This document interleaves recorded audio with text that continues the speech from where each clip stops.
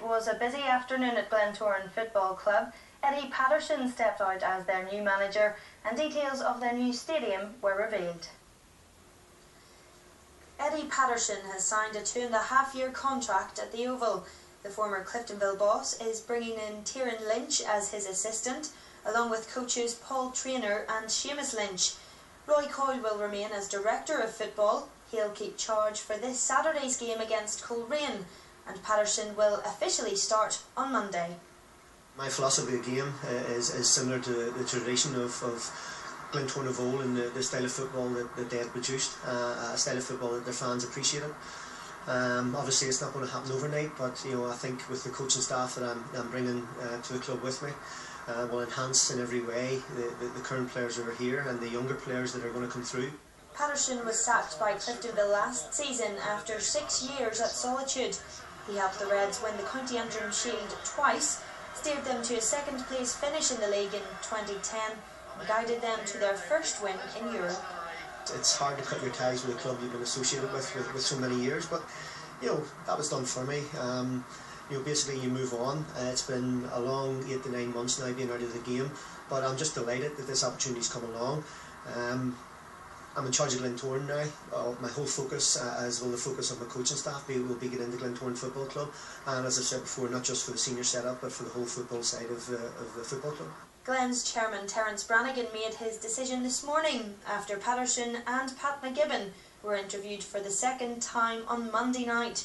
He also revealed Glentoran will be leaving the Oval and will be playing at a new stadium believed to be in the Titanic Quarter by 2016. The IFA are planning for what was termed a centre of excellence for football in Northern Ireland, and we want to pitch for that. So we want to have a go. We're saying to them we would like to have that alongside our stadium. So that requires a significant footprint, and therefore unfortunately that requires that we move from the Oval. But I want to underline and reinforce the fact that in moving from the Oval we will be remaining in East Belfast. The stadium will be made possible from a mix of public and private funding, the IFA and the government, along with commercial partners. Almost as quickly as he'd taken his seat, the story of Eddie Patterson's appointment had been overtaken with confirmation that this area in East Belfast between the City Airport and the Titanic Quarter is being targeted as the new Oval 2016. We haven't concluded negotiations, so I can't make public who those negotiations are with, or indeed will that be the case. They're pretty far advanced. We've had a lot of support. I understand the site is in the Titanic Quarter. Can you either confirm or deny that? What I can tell you is that we are in negotiations. That is an option. That is one of the two options. Is it the preferred one? Yes, that would be the preferred option. As for the existing ground, BBC Newsline understands negotiations are ongoing between the club and a new developer. Our preference would be that this would be redeveloped as a community asset. So whether it's such as social housing, for example, I think would be a very good thing for East Belfast.